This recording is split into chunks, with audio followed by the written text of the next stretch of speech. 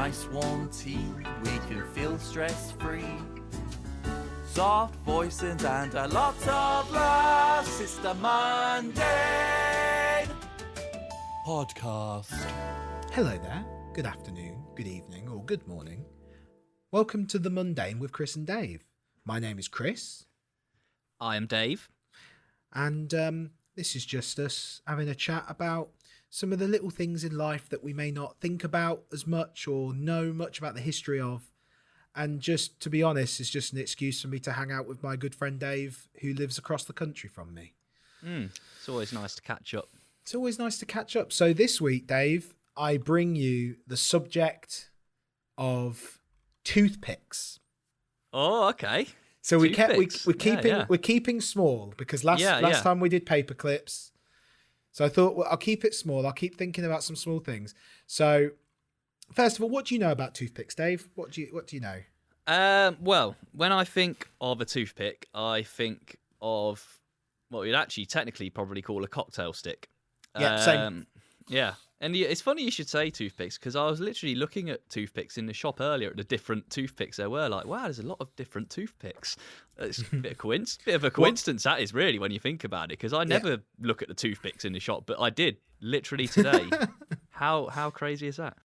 Why were you looking at them? Because I'm actually a little bit worried about my teeth, and with COVID and everything, I can't actually go see my dentist right now unless it's an actual emergency. Maybe I have an emergency. I've actually got to ring them tomorrow and ask. I've got a little bit of tooth that looks like it's lost, like the top layer kind of thing, and I'm a bit concerned. It's only a little bit, and I probably was caused by not using toothpicks enough. So when you were looking at the different kind of toothpicks, what kind of toothpicks were there? Well, there were classic wooden ones, which I think most of them are branded as dental sticks. Didn't actually see any cocktail sticks in that section because cocktail sticks are not toothpicks; they're cocktail sticks. There's the little ones. Well, they're all little. There's ones with the little brushes on the end. There's ones that are little brushes on the end, but they're bent a bit as well. I think the wooden ones, I believe they're waxed as well, aren't they? Yeah, they can be. Yeah. So a bit nicer in the mouth. I think after then my eyes started diverting to the floss, but floss kind of does the same sort of purpose as a toothpick in a lot of ways. Well, maybe not quite the same. A toothpick, I suppose, is for the immediate removal of a food item from between your teeth, but floss kind of is something you'd do because you've had food in between your teeth and you need to clean them. So how old do you think toothpicks are, Dave? That's a good question because they're a very simple thing, so you'd think probably old, weren't complicated to make. But on the flip side, I don't know how caring and in touch with dental hygiene human beings have been for however long. For instance, obviously, tribes, nomadic tribes and such, they apparently, they don't need to brush their teeth because they don't eat loads of sugar like we do. So it's funny you say that, Dave. So the two articles I'm referencing today is slate.com and thoughtco.com, both of which are on the history of the toothpick. And interestingly, toothpicks are one of the very few things that inventions that predate modern humans. And actually, it can go back to ancient times. Mesopotamians have been seen to have little wooden instruments because when you think about it, it might not be sugar, but leaves and other things that do get stuck in you. The idea of dental hygiene had actually been around since before then. They've actually found evidence from ancient skulls that early Neanderthals used to pick their teeth using tools. You know what, actually, it makes complete sense because you can eat, there's many different things you can eat. Apples, for one thing, which obviously were around back then, and they get stuck in your teeth. And you don't, forgetting the hygiene aside, it's just uncomfortable. Yeah, exactly. And Neanderthals would be no different to us. They don't want to walk around with their tongue in their teeth like, where's that? Yeah, I suppose, like, to remove that displeasure. The other thing is, so when I was talking about Mesopotamians, they actually used toothpicks made out of silver and bronze. Oh. So that's what the evidence has found. So I don't know whether the Neanderthals were using silver and bronze. No, of course they weren't, because there was no Bronze Age. Neanderthals weren't used, but they basically were found to use tools. They don't know what tools the Neanderthals were using, but they do know that the Mesopotamians were using silver, bronze, and other precious metals that date back to antiquity. have been unearthed. And by the medieval period, carrying a gold or silver toothpick in a fancy case became a way for privileged Europeans to distinguish themselves from commoners. So that was the, in terms of your swag, in terms of like your bling, it was all about your toothpick. Back in the day, it was a toothpick, yeah. Yeah. Now it's all about probably your I don't know, your earbuds or something. What's it all about? Is that what it is? Do you think that's what people's status symbols are now? In a lot of ways, yeah. Yeah, earbuds. I mean, people wear bling, but if you're talking about a day-to-day cultural symbol of wealth, I don't know, earbuds or how nice your coat is or something like that. Are those the two things you notice in people, Dave? Is that like, wow, they've got good earbuds. They must be. I know it's a nice coat, that's for sure. Yeah. Earbuds, that's more of an assumption based on my perception of modern society, because I look at earbuds, I'm like, well, they're uncomfortable and I'd much rather be wearing over-ear headphones. But other people, they're like, oh, you've got the new Apple iPod earbud wireless XS ones. Oh, wow, you've done well there. Yeah, no, it's interesting to say that because I wonder if it's an age thing, because I do the same thing where I see coats and I'm like, that's a waxed jacket. Those are expensive. But then I'm like, but they last a long time. Maybe I should get a wax jacket. Maybe I could be a wax jacket boy that goes out in his expensive coat because it's going to last for years. So why spend that money on that? So yeah, maybe when you think about it, earbuds, exactly the same thing. I know that most earbuds cost at least £100+ and they are like, you could probably take an earbud with water to swallow. Like you could take it like a big pill. And to me, and that's quite an expensive pill and very difficult to digest. If something's that small but that expensive, because obviously of the amazing technology that's in them, like, yeah, that is a good status symbol. What if people just had earplugs that look like earpods? You probably wouldn't notice, would you? You'd probably still think they're rich when actually it's quite an easy bling to hide. And I suppose actually, really, a diamond ring is a status symbol, but not one that I notice. Maybe because I'm a man, but someone could wear a fake diamond ring in front of me, and I'd be like, "Wow, you got a real diamond ring there." Because I'm very uneducated on that. Yeah, much like with fake earbuds or pretend earbuds. Yeah, exactly. So back in the day, so even Queen Elizabeth once received 6 gold toothpicks as a gift and would often showcase them. I'm guessing not used, because that would be gross. This is Elizabeth I, by the way. 6 gold toothpicks as a gift. And there's even an anonymous portrait depicting her as an old woman wearing multiple chains around her neck, from which hung a gold toothpick or a case. Well, which one is it, article? That doesn't help at all. Like, is it a case or is it both? Does she just... Because, toothpick... That would be a pretty painful necklace when you think about it. Like, yeah, you think it would stab you. Yeah, if you catch that wrong, that would be pretty painful. Meanwhile, those who couldn't afford such luxuries resorted to more creative ways of fashioning their own toothpicks. The Romans came up with a particularly clever method of pulling bird feathers, chopping off the quill and sharpening the tip, because obviously in the past it couldn't be cruel enough. It was like, yeah. So that was apparently one of the things that did it. And apparently Native American peoples carved toothpicks from deer bone. Nice. I wouldn't mind a deer bone toothpick. That sounds quite cool. Yeah, while Inuit people would use walrus whiskers. That makes sense, using the animals from their locality. Yeah, but like walrus, so like I can't imagine. I don't know what walrus whiskers are like. They must be quite substantial. Yeah, it's pretty. It's also pretty girthy. Girthy walrus. I can't even say it. Walrus whiskers. Walrus whiskers. That's a big thing there. But no. And ironically, wood was generally considered unsuitable for the purpose of dislodging trapped food bits. Twigs from trees were inadequate because they tended to wear down when wet and had the propensity to splinter, which is what we were saying before, which is why they're waxed, so they didn't do that. Of course, yeah. While Romans actually found that this is a good tree name, the mastic gum tree apparently would take advantage of the plant's pleasant aroma and its teeth whitening properties. So people had always been using toothpicks and other things to pick out teeth. We definitely should have a look at floss one day, because that's also an interesting one to look into. Yeah. It is. And of course, floss in the modern day has a different meaning. Everyone dances the floss. I don't even know what it is, but it's a thing. Yeah. Definitely. Because of the TikTok. The dance. I just realised what you're on about. Yeah, it was I could tell you the whole history. I do actually know the history of the floss, as in the dance. Oh, do you? Yeah, there was a dancer that basically, a kid dancer that invented it, and then it just became popular because of Fortnite.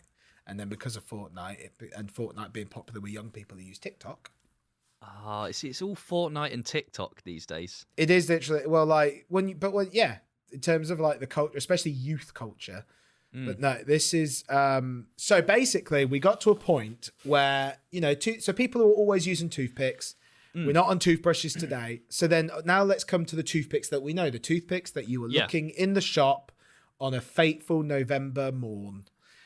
And there was this guy called Charles Forster, who was basically a businessman. And he noticed that natives in Brazil had beautiful teeth. And he actually found that it was from these handcrafted toothpicks at this point, were whittled out of wood and other things, because people found different ways of kind of actually getting the right wood, the right time to use stuff like this. And he vowed to make a fortune by producing wooden toothpicks so cheaply by machine that he could export them to South America. Long story short, he met someone else who could mass produce them. I won't go into the detail of all this, but basically he found this way and patented this way of making toothpicks really quickly, making them en masse, because it's not just, the idea of a toothpick, you can't really, everyone knows what a toothpick is, but it's the idea of making them en masse. So, because the original tradition is to whittle them on demand. And so why would you charge money for something that you could I'll cut one down. There we go. Forster then came up with these ingenious marketing schemes to sell things to people. How do you sell something to people that people already have or people already know what to do? So what he first did was he targeted stationers who dealt in small items. And when he could not place his product in stores, he hired personable young people to go to the same retailers and ask for wooden toothpicks. But obviously the retailers would be like, oh, no, sorry, we don't have any. And they'd leave. And then shortly afterwards, he would return and he'd be like, oh, well, have you had people asking for toothpicks? And they've gone, funnily enough, we have. Well, I have some toothpicks that you can buy. So he was a con man, basically. He was basically, he created a false demand. And to reinforce the shopkeeper's decision, Forster's shills would soon come back and ask again for toothpicks, and this time the sales were made. And then the boxes of toothpicks were then returned to Forster, who could resell them back to the retailer. Oh my God. Who was now prepared to talk them up to real customers. Because, oh man, these have been really popular. So before the days of, the internet and people going, watch out for this guy.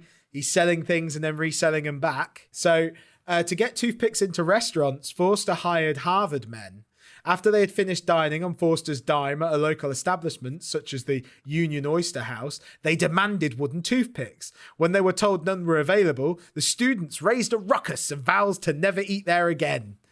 And then Forster would come around a couple of days later and the restaurant manager would purchase boxes of toothpicks to distribute to the customers. Did no one get suspicious at any point? I suppose, why would you, at this, now that we're like, with foresight and modern times, it's now like friggin' obvious. But apparently nobody was like, it's also really specific, isn't it? Can you imagine running a restaurant? Like, let's remove wooden toothpicks, but let's say walrus whiskers. Imagine if you own a shop and someone comes in and goes, do you have any walrus whiskers? And you go, no, why would I have walrus whiskers? And they'd be like, oh, well, this is stupid. And they leave. And then a guy comes a couple of days later going, I have some walrus whiskers, if you'd like. And you go, oh my God, what a coinky dink. Like, I would be suspicious. I'd be like, what is this? Yeah, because toothpicks are ubiquitous anyway. But it's this idea that I imagine that he's created that demand for something that people never really needed. But now, like, people naturally in restaurants start going, actually, yeah, I need a toothpick after my meal. You have a steak. The idea after a steak, you have a toothpick, don't you? You always get of course. After the steak. God, people were definitely more gullible back then. It makes me wish that, I could have a time machine and go and con people back in the day. Because is it wrong if you're doing it to people that don't exist anymore? What do you mean? Well, is it still conning people if you have a time machine and you go back in time and con people and then go back to your time? And all those people are gone now. Yeah, but a con is a con, Dave. Like, so having previous knowledge to something and then that's still a con. That's still, that's, the people that, in fact, this is quite recent, the people that bought multiple PlayStation 5s and then sold them at a higher price because they knew it would be sold out. That's still a con. That's still a scalper. Just because they had the knowledge, we all knew they were going to sell out. Like, just because you have the future, and also if they're dead, is that what you mean? Like the statute of limitations changes because they were once alive and now they're not? Is that what you're saying? Sort of, yeah. I mean, I suppose it is a con, but then it isn't if back then it wasn't a con. If conning didn't exist back then. Cons definitely exist. But then, do you live by your moral code in the past when you've gone in your time machine, or do you live by their moral code? I don't know if you've ever heard this. This is one of my favourite my old terms. It's flim-flam. A flim-flam man. And a flim-flam man is a con artist, is an old name for con artist, or it's a swindler. Okay. A swindler. Swindler. There's snake oil salesman. That's but that's years and years and years ago.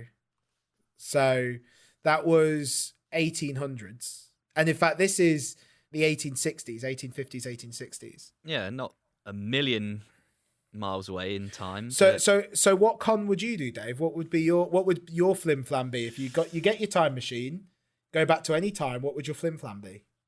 Well, there's so many you could do, really, isn't there? There's obviously the classic bet on whoever to win the whoever when you know who's going to win. But you'd have to know. You'd have to know that. Let's say, Dave, I've got a time machine. You're going in now. Bam! Like you have to go in. It goes. Type in a date, so you can't memorize anything. You have to literally just go straight away. What would it be? That's a good question. It really is. Am I allowed to bring anything with me? No, you're in the room right now. You're in the studio. You got to go right now. What? So you have all the knowledge you have now of the world right now. You know about COVID. You know about 9/11. Whatever your history teachers taught you, whatever you've learned from this podcast. I would reinvent smoking or something like that, maybe. Reinvent smoking? Yeah, maybe I could change the world for the better. Instead of smoking tobacco, you've been doing it wrong, don't you know, you simpletons. What you're supposed to actually do is, I don't know, get a potato and dry it. And I suppose that would still be bad for you, still inhaling smoke. Nah, scratch the reinventing smoking. Because it's not a con either, really. No. You could. Do you know what I'd do? Go on. I'd go back 20 years and invent Nando's. Oh, okay, yeah, okay, yeah. Well, I mean, if we're talking like recent history, then there's a lot of things you could do really like that. What are the things that I wish I'd had invested in? Well, everyone always talks about Apple, isn't it? Apple's always the top one. Yeah, they're an obvious one. Google. I'm sure there was one where I was like, that's a good idea, and it did work really well. I'd invent the Bitcoin. Yeah, Bitcoin's the big one to invest in. Okay, so let's go back a bit further. Would you kill Hitler? Well, yeah, probably would. Yeah. I mean, I'd have to survive myself, but if I could take some technology with me, some modern knowledge that Hitler wouldn't know about. Like what could you take to? Well, they still thought smoking was good for you back then, so maybe I'd have him smoke himself to death. Do you need a cigarette, Dave? Is that what all this is? You seem to be bringing up cigarettes just out of the blue. No, I don't. I don't know why I am actually. I don't need a cigarette. No. I mean, there wasn't a huge amount of fundamental things that they didn't know back then that we know now. In a lot of ways, the thing I always think about when they in like the 30s and 40s that they thought they knew back then that they didn't was that they thought smoking was good for you or not bad for you, and they were massively wrong. What do you think in 20 years we're going to look back on and be like, wow, I can't believe we did that? I think we'll look back at 5G and be like, that causes coronavirus, so we shouldn't have done that one. Have you ever seen the the thing that always makes me feel better about a lot of things is when you look back into history. So have you seen there were old advertisements of people burning down electricity poles, going they give you cancer, telephone wires. Oh my God, the original 1G, I suppose, whatever thing. Yeah, they get, and like when smallpox happened, that was around the time where electricity poles and stuff were going up, and they're like, yeah, that's what causes it. People just connecting things that don't connect. The other thing I noticed, I was watching a thing about Ingrid Bergman, the famous film actress, and long story short, she had a really flourishing career. She was in Casablanca, and then she basically ended up having an affair. That's it. She had an affair with this guy, ended up having a couple of kids with him as well. One of them was Isabella Rossellini, who's in Blue Velvet. At the time, everyone dismissed, they were like, what an awful woman. And they started like basically trying to cancel culture her films. They were like, oh no, we're not going to watch her films because she has an affair. What a disgusting thing. And there was just all this moral outrage. And that always makes you feel good when people talk about, inverted commas, cancel culture, is that it's always happened. So it's always been around. It's always been around. So back on this. So once wooden toothpicks became readily available in restaurants, people would pick them up on the way out and use them for the intended purpose. But after they were used to clean the teeth, toothpicks had a further use. Chewing toothpicks in public soon became fashionable amongst, this is quite a nice article, among well-to-do men. And after a while, young women began taking up the practice. Like, I like how shocked this article is that women started doing it. One Bostonian observed that at lunchtime, nearly every third woman met in the vicinity of Winter and West Streets has a toothpick between her lips. The toothpick, cool toothpick in the mouth thing.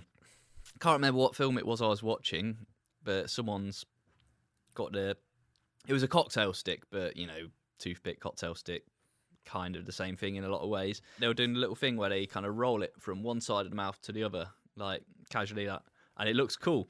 And I got myself a cocktail stick and I learned how to do it. It's actually really easy, to be honest. Disappointingly easy, I suppose. There was nothing to it. You just do it and it happens. But it looks cool. Does it still look cool now? Do you think we should bring it back? So this was 1870s. It's all about context. I think you have to be wearing a suit of some sort, or like, you know, I can imagine like a mafia, sort of classic mafia type with a, you know, trilby hat. That's so the kind of the look. 1950s, yeah. Yeah, that's the look that for me is synonymous with the toothpick in the mouth. Because I suppose because obviously the idea of this like disposable thing, because obviously we went from gold toothpicks, golden stuff where you'd have one, that ironically the eco-friendly reusable toothpick in the 16th, 17th, 18th century, all of a sudden we've got disposable toothpicks. And it was as a social symbol, so as a status symbol. So the thing that has me worried is that in modern society, obviously now, you know, we have reusable water bottles, reusable coffee cups, all of this stuff, because it is definitely better for the environment. But is that just going to be a status symbol that then they're going to start reintroducing, like, and then after a while, it will be like, oh, a disposable cup. I only need to use this cup once. Ooh, hello. Do you think there are things that risk... Well, other things that could become disposable?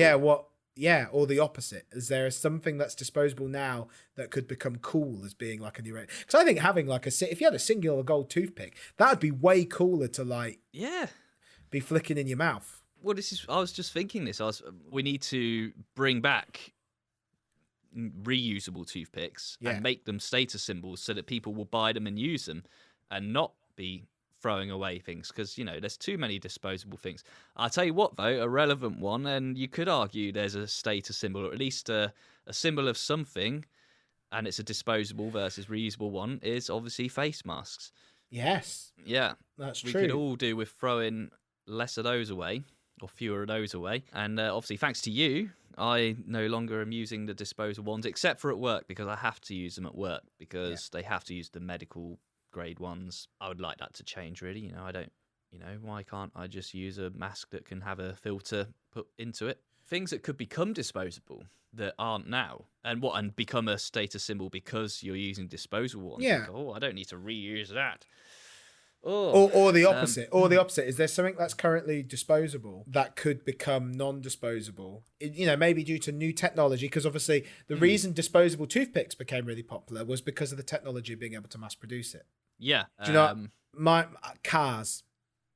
Disposable cars. Disposable cars. That would be an interesting thinking big. I've got to think big. Disposable cars. First of all, good name for a band. Disposable cars. Yeah. Second of all, imagine having every car's made out of cardboard, recyclable cardboard, and it's a single use for a distance, and it folds out like a little, like a Nintendo Labo, and it just there you go. You get in your car, It's waterproof.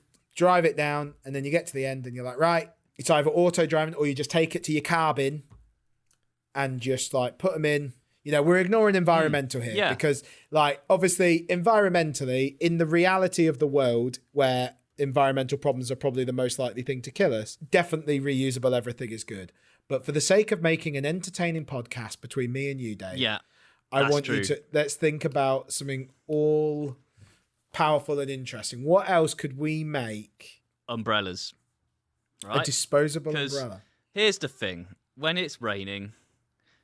I mean, I have an umbrella in the back of my car. I think I have it in my head that it's like one day when my car breaks down really bad, I'm going to need that umbrella to protect me from the rain. Yeah, that's why I have one as well. Yeah, even though, I don't know, I mean, assuming I'm not on a motorway or something, I could just sit in my car. But that aside, I never use umbrellas. I'll just walk out in rain. Knowing I've got one in the boot of my car, I'll leave my car and I'll be like, well, I'm not carrying an umbrella around with me. But if it was disposable, and we can make it eco-friendly as well, I might add, this disposable umbrella, so the rain comes down, you're like, I don't want to get my hair wet today, I've just had it done, so I'm gonna I've just had it done. That's what happens, isn't it? You get your hair done as opposed to not done. Which is my hair. So, you know, you don't want to get your hair wet, but you don't want to carry an umbrella around, but you had your hair done. So I take my disposable umbrella out of my car and I walk down to the chemist's because that's where I'm going on this journey. I want to buy some toothpicks. And it stops raining partway there, just to add insult to injury. You're like, I've got this stupid great big umbrella, hypothetically, that it's not disposable, and now it's not raining, so I've got to walk around with this stupid stick for no reason now. Well, not anymore, because the disposable umbrella, it stopped raining, it's also edible, and you can eat the umbrella, so you're not polluting the environment, and you're feeding yourself some lunch on the way to the chemist. And then you go in the chemist, you get your toothpicks, and you come out and it's raining again, and you're screwed. But you can buy. They sell them everywhere. They're 50p a go. 50p a go. They're tasty as well. Yeah. What flavors would you have an umbrella in? Strawberry, chocolate, vanilla, and banana. The same flavors of the milkshake flavor options at McDonald's. Strawberry, chocolate, vanilla, or banana. I suppose. I as you say that, I imagine them being a similar texture to like the foam bananas, you know, those sweets, those foam bananas. It's also weird that they're called foam bananas, because foam is definitely not a thing that's edible. Yeah, no, definitely not. We know exactly what I meant when I said foam bananas. But I imagine those in like milkshake flavors. I actually kind of I love those foam shrimp as well. I'm not big on the foam sweets. It's one of the ones that like I've never really completely got on with. I actually might, after this podcast, go down and get some. You should do that, man. You should treat yourself. Do it. So, funnily enough, we were talking about flavors. So, when they were still kind of upping toothpicks, by the end of the 19th century, the count got as high as 5 billion toothpicks a year. That's a being lot. made. That is a lot of toothpicks. And the thing is with toothpicks, a bit like paper clips, is that they haven't changed because there's not really much you can do to them. And one early attempt by Forster, who started off the whole mass-produced game. What's he at this time? He started adding flavored toothpicks. Oh, genius. So what flavors would you expect toothpicks to be in? Well, mint is the obvious one. You know, I saw some mint toothpicks earlier in the shop, and actually it twigged my brain because they were wooden. I was like, wooden, mint flavored wood. I wonder how they flavored the wood, and I thought it must be that they put the mint in the wax or something. You know, I thought I had genuine toothpick thoughts whilst looking at the toothpick in the shop. It's just such a coincidence. I can't get over it. Yeah. But yeah, mint is an obvious one. But back then, I'm not so sure that mint was like the obvious go-to choice for your dental hygiene. So I'm going to say Shiraz, maybe. Shiraz. Because they drunk wine for a long time. So funny you say that. They did actually have liquor flavors, such as Scotch and bourbon. Oh, nice. Popular flavors for the toothpicks were cinnamon, wintergreen, and sassafras. Yeah, I think it's a plant. Yeah. Yeah. Sounds like a plant, but yeah, that's what they did. They basically went the route of the vape and just tried to put in different flavors to try and make people go for it. And there's been many attempts over the years to make better toothpicks of different kinds of different things. But once again, it's that idea of something so simple, so mundane and small that it doesn't ever need iterating upon, except it is immortal. The design of a toothpick, like they tried doing them with little hooks.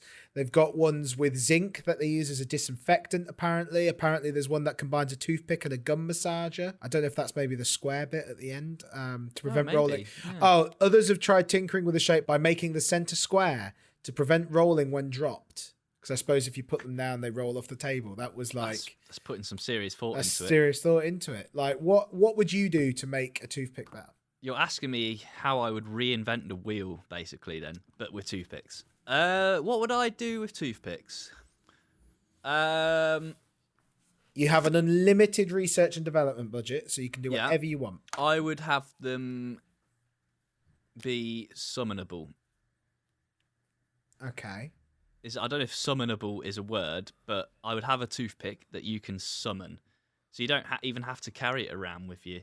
The same technology will go into my umbrellas as well. They're still edible and disposable, but they're also summonable. So the toothpicks would be edible as well? Oh, actually, yeah. I mean, all of my products are edible, actually, yeah, for the sake of argument. But there's an edible chip inside them, made from potato. And basically that chip enables you with the app, the toothpick app. It's spelt number 2 TH though to be happy. Yeah, you dial in onto your app. I need a toothpick, and then it flies to you. That's dangerous though. That would go, No, it's not fast. It's not. It'll be like that corn music. That would be like Freak on a Leash in that video with the bullet going through everything. There'll be a kid's party and they just have a load of balloons. Pop, pop, pop, pop, pop, pop. There'll be a kid jumping on a trampoline. He's like, and he just gets stabbed through the throat. I suppose, yeah. Okay, well then they're summonable, but only within your coat. So you got your nice status symbol coat, and you've got your case with your toothpicks in, and you don't even need an app. Actually, it works with an app. You have to have the app on your phone. Yeah. But it's like OK Google or Alexa or whatever. You go, no, I just obviously triggered my phone. Okay, toothpick. Yeah, but it'd be something else, wouldn't it? It'd be like pick me. Or even you could customize it, because some people, Tenacious D fans might be like, I think I got something in my teeth, and it goes bleep bleep, or bleep bleep bleep bleep bleep bleep bleep. And then, and it like the case will pop out your pocket, because it's got like a little thing at the bottom that pushes it up from out your pocket, and then within the case, the toothpick goes out of there like a cool cigarette coming out of a case or something like that. So I don't, as much as I like the idea of these being edible. Yeah. Like I think actually these is a good time for a reusable one. That might be the technology that makes them reusable again, Dave. Is making them simple. Put this, you've been kidnapped. You've been locked away. Oh no, help me. And then actually you can like, go do that for me. And then you can use the toothpick to like just stab your kidnapper in the throat. Yeah, and actually also they've got secret phrases on them. So say you're like you've been kidnapped, but you can't give away you've been kidnapped. There's a few key phrases you can say that the kidnapper wouldn't know what you're saying, but the toothpick app will, and it will ping your location to the local police force and or dentists to come to your rescue. So like phrases such as I'm having a really good time, and then what if you actually if you're on a good date though, and you're, I'm having a really good time, and then the police turn up and the dentists, and dentists, they go, Matt. Wow, vigilante dentist, that's it. I like vigilante dentist. That is a good. I'd watch that film.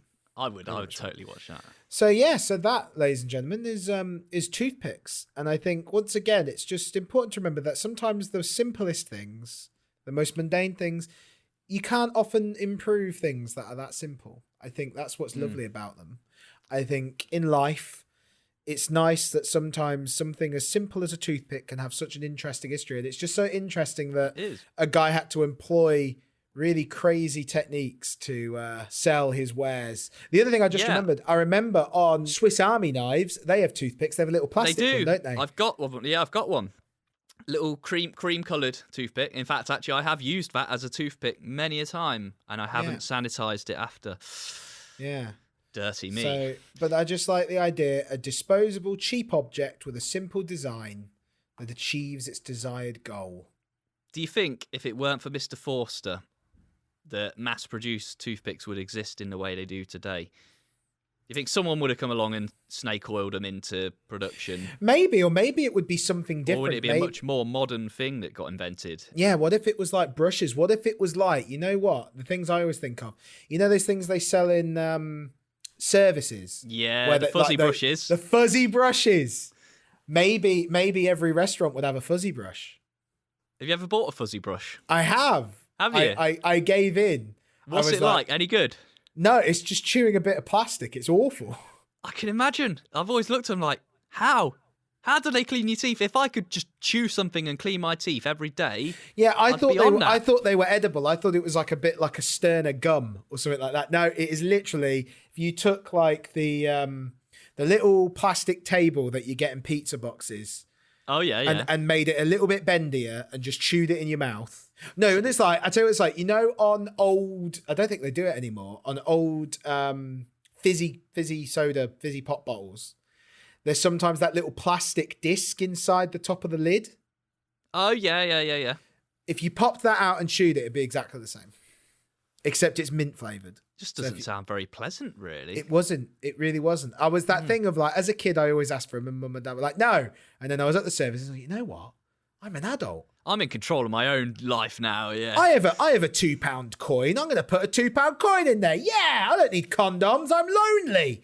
But I need good teeth because otherwise how am I going to? And then like, yeah, I did. And I was like, what is, this is, ugh. And I spat it out straight away. The funny thing is that someone probably did a massive production of them in like 1974 and they're still selling them now. Yeah. Yeah, maybe that's it. Maybe they'll run out one day and they'll be like, well, that was a stupid idea, but we've sold them all now, so we don't need to... And then someone else is like, I clicked go on another batch. I thought we needed more. You idiots! Quick, send people in. Send people in going, do you have any fuzzy brushes? What do you mean you don't have any fuzzy brushes?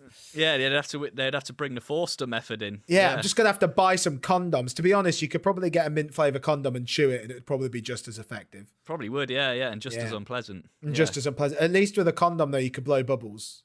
That would be massive. That would be cool. Well, Mr. Hadland, this has been about toothpicks. And I enjoyed that. Thank you. Thank you, David. And thank you very much, everybody at home. I hope you enjoyed that journey with us. We're still growing and trying to hopefully make this interesting. So I hope you've had a good time. And just remember that the things in life are sometimes a bit more simple than you think they are, but can have a very, I don't know, this is a cheesy ending. I'm going to do it again. But you know what? At the end of the day, I don't know what I'm going to say. You know what, everybody? I hope you had fun. We'll be back next week. But just remember that I love you. And I hope you have a really good week. Yeah, I hope everyone has a good week too. And I love you, Dave. And I love you too, Chris. And I will talk to you again next week. Yeah, catch you next week. Sister Monday podcast.